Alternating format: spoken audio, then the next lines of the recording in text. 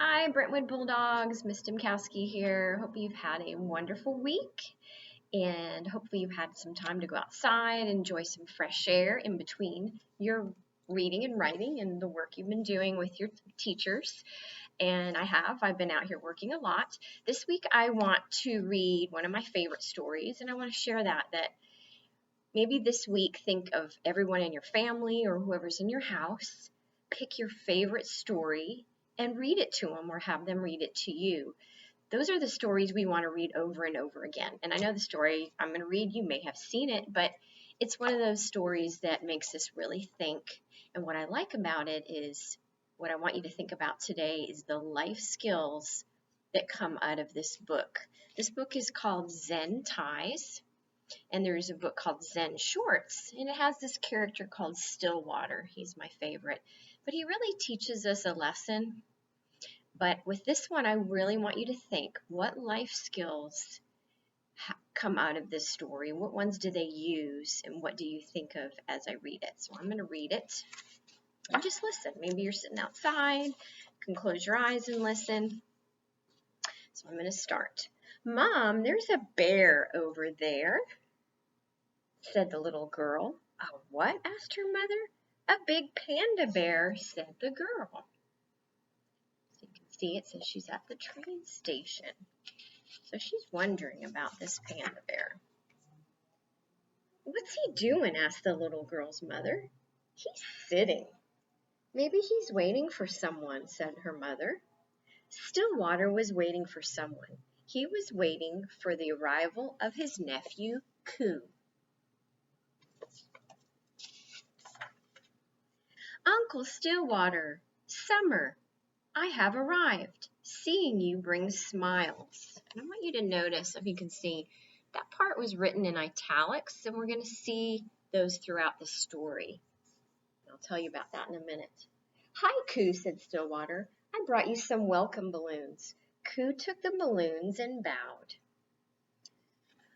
An uplifting gift. Could you carry my case? Generous uncle, asked Coo.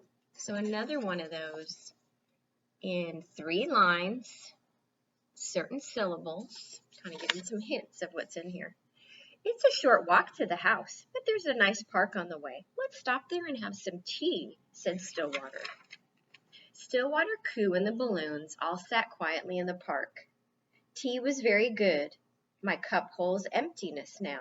Where shall I put it? Asked Coo. Stillwater did not like to waste. We will use these cups every day. While you are here, we should save them. So there's another one of those 3 lines. Suddenly, Stillwater burst out laughing. That tickles, he said. Maybe you know who his friends are. Anybody know who Stillwater's friends are? There's some children just like you. Hi, Stillwater, said his friends Addie, Michael, and Carl. We were just coming to see you. Hello, said Stillwater. I would like you to meet my nephew, Coo. The children introduced themselves and everyone ran off to play. So Addie, Michael, and Carl have been in these books before. Addie invented a game called Jump on Stillwater. It was fun. Look how big he looks there. That's pretty fun.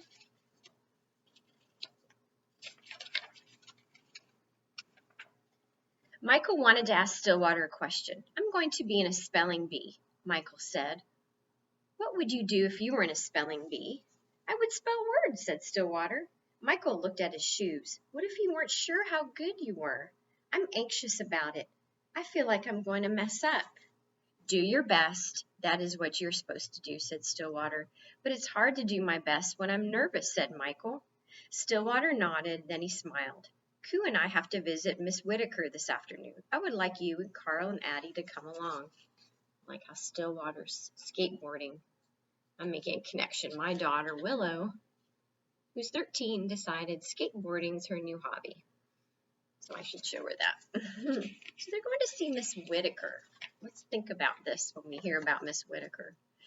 This Miss Whitaker who lives on our street, asked Addie.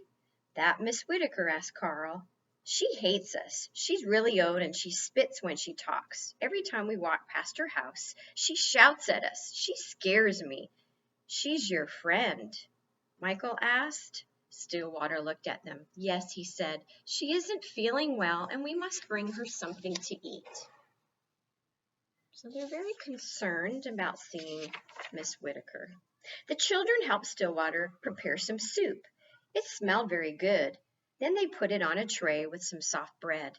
As they walked quickly down the street, Stillwater said, "Miss Whitaker is a good friend. You will see." So they're all helping. Remember, think of your life skills. They're all going to Miss Whitaker's house. "Why on earth did you bring these children here?" shouted Miss Whitaker.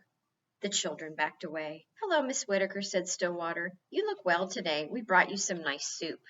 Carl looked at Miss Whitaker. She did not look well at all. She looked thin and looked small, much smaller than she did when she stood on the porch yelling at them for throwing a ball in her yard.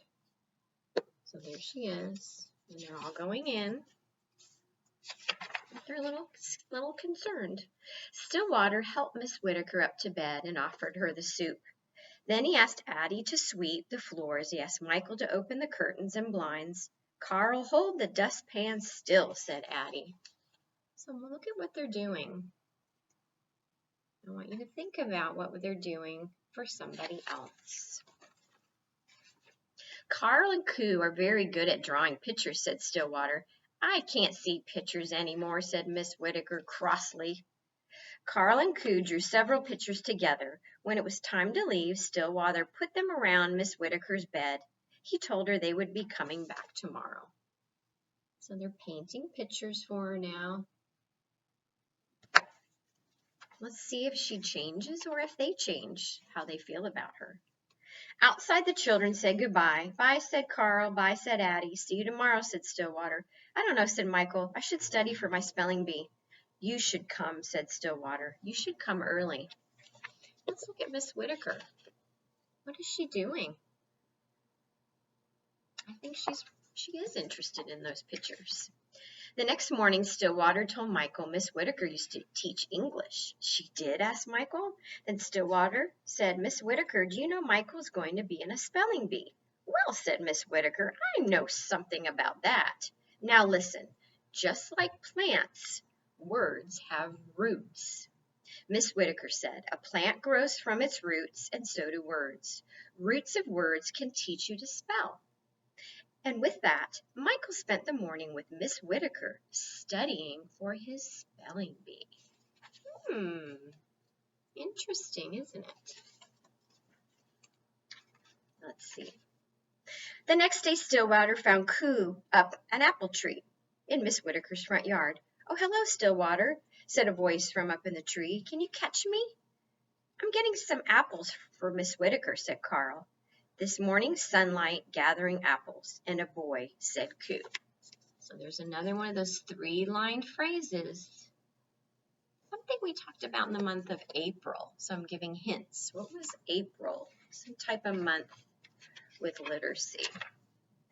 After the spelling bee, Michael raced to Miss Whitaker's. "I did it," said Michael. "I made it all the way through the end." "Good," said Stillwater. "So you were not too nervous?" "The judges were nothing compared to Miss Whitaker," said Michael. "Yeah," said Carl. "Just this morning she was shouting at us again." "Then why are you smiling?" asked Stillwater. "She was telling us to get out of the street and play in her yard." Well, that's changed. Now she said, "Come on, play in the yard." Yeah, don't play in the street. That's not very safe.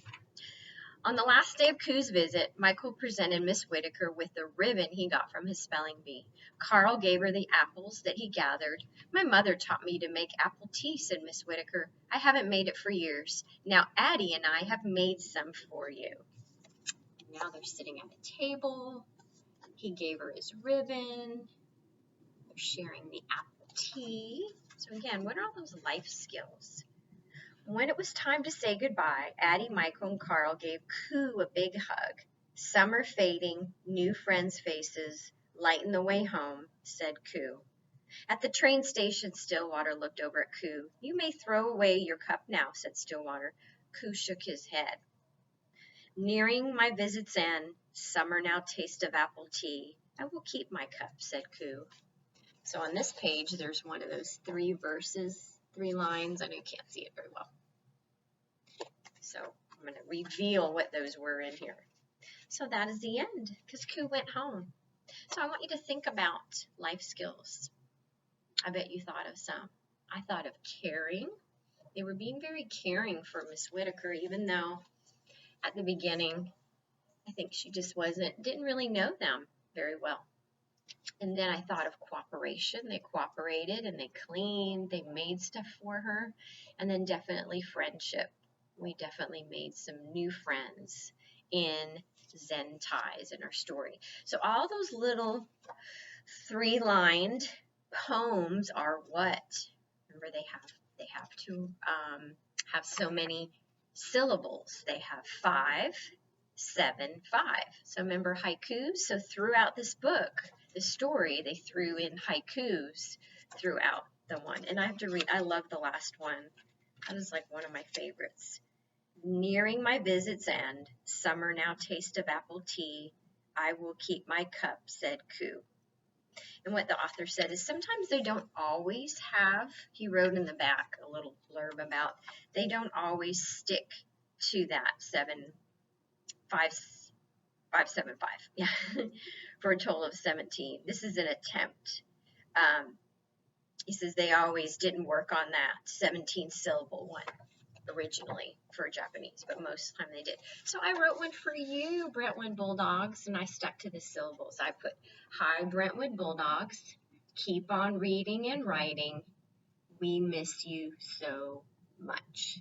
Love, Miss Dimkowski. So I made my little haiku to match our book tonight.